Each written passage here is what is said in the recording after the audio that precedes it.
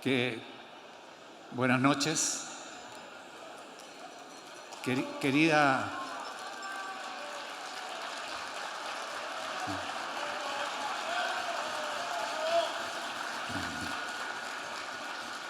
Bueno, buenas noches, muchas gracias. Querida familia de Miguel, uno no puede más que agradecer lo que están haciendo, realmente convocarnos a nosotros y recordar a Miguel. Miguel lo merece por sí mismo, ya escucharon todo lo que se dijo, un gran profesional, pero que tenía valores humanos que le hicieron posible, como se dice 40 años después, todavía que congregue a tanta gente. Él creía en la lealtad, en la perseverancia, en el respeto, en el esfuerzo, en la prudencia, el tratar de convencer a otros, permanentemente una habilidad para seguir conversando y conversando y tratar de explicar, nunca con prepotencia. Pero no es solo Miguel, porque además de Miguel son cambios y políticas que cambiaron Chile. Que les guste o no les guste a algunos que no quieren reconocerlo, fue la semilla que permitió que Chile pasara de un país pobre a un país de mediano ingreso.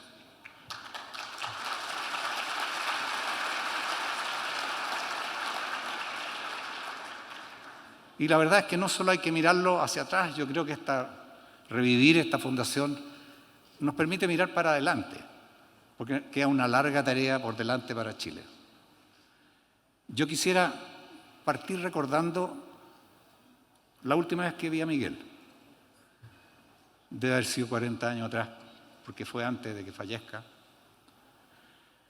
Llegué a esa casa que era como un castillo, yo no sé por qué la recuerdo de antes, una especie de castillo en Bilbao, y la verdad es que tenía vergüenza de molestar a Cecilia. Ella fue, por lo contrario, fue muy amable.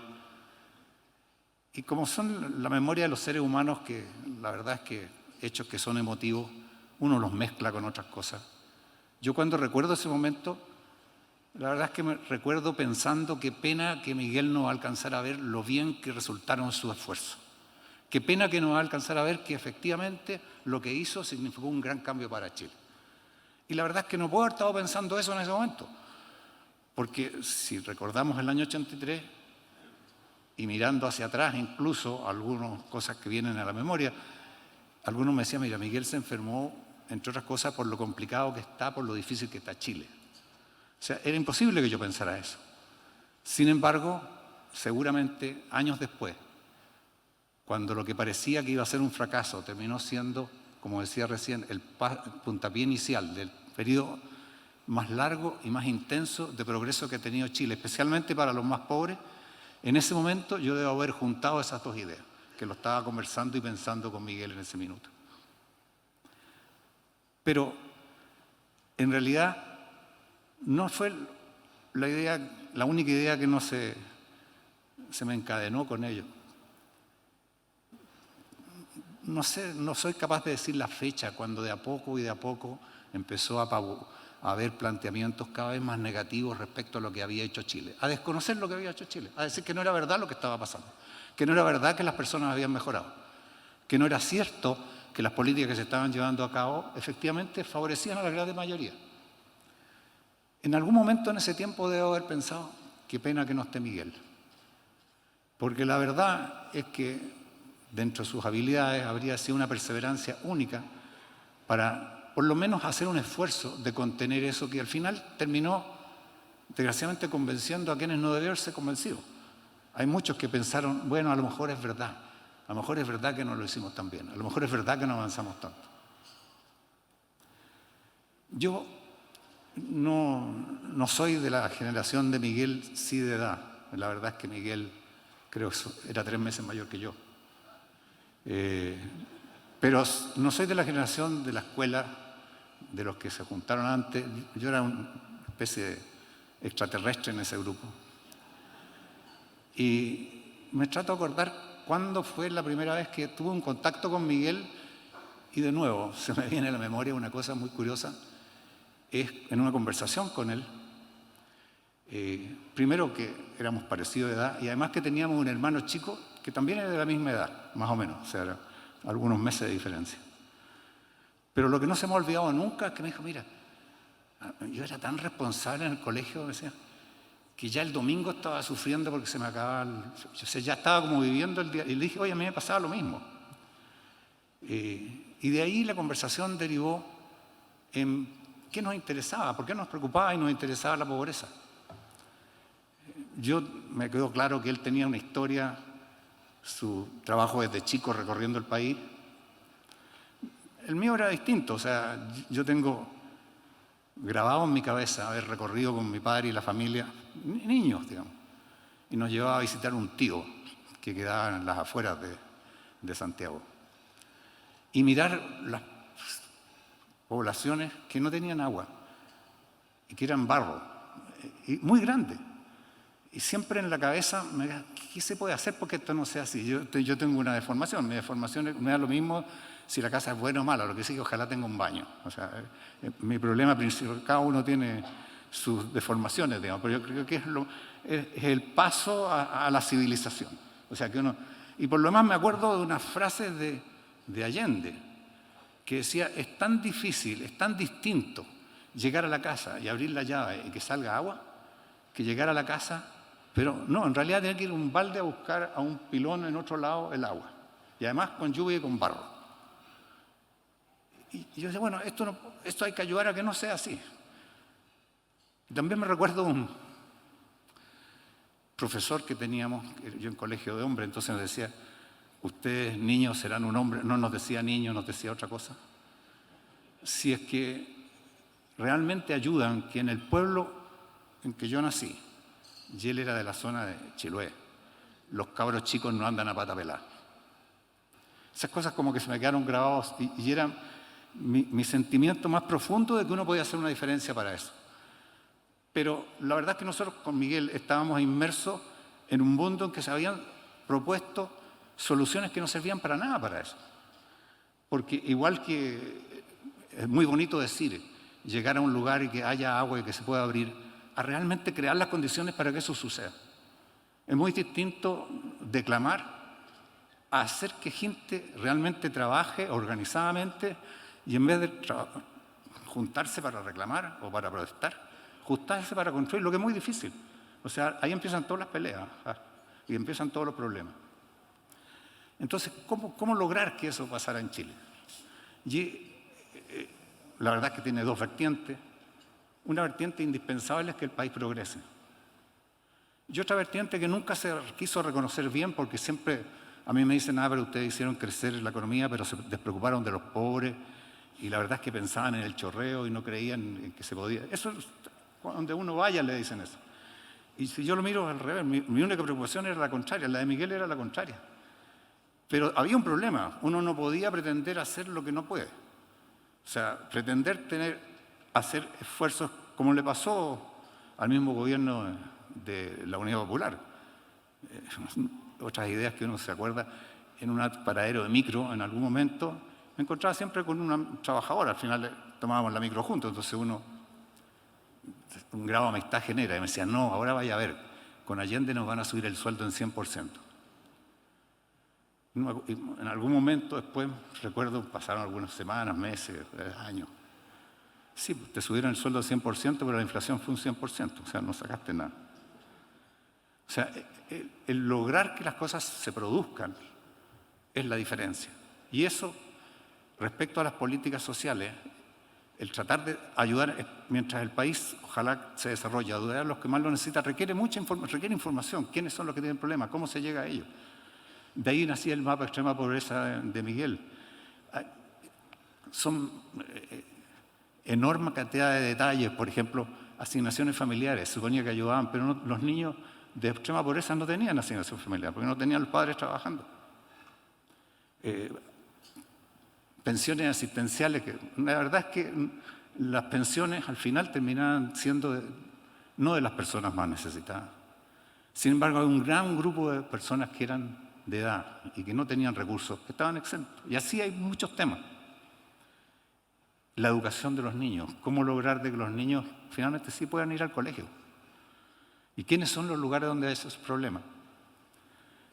Bueno, hay, como digo, una larga historia en esto que termina. Aquí está Patricia Mate, después lo vimos en Odeplan, me recordaba ella, obvio que está de moda, yo no estaba acá, pero parece que estuvo de moda el CACEN. El CACEN partió, una de las cosas que se hizo es para tener esa información de mejor manera, sabiendo que lo que no es correcto es tratar de tirarlo al voleo porque no va a llegar a quienes corresponde.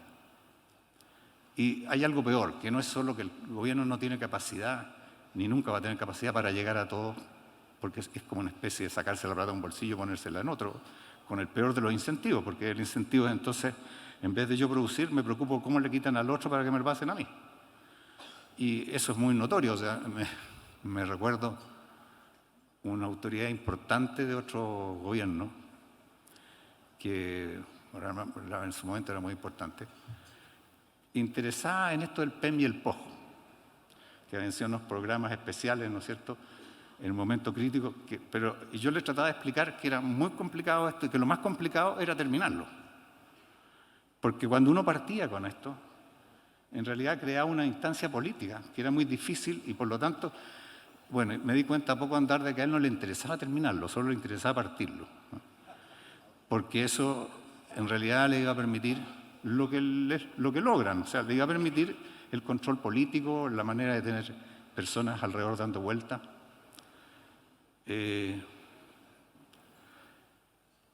Ahora hay que entender que esto además se produce en un momento muy, muy especial.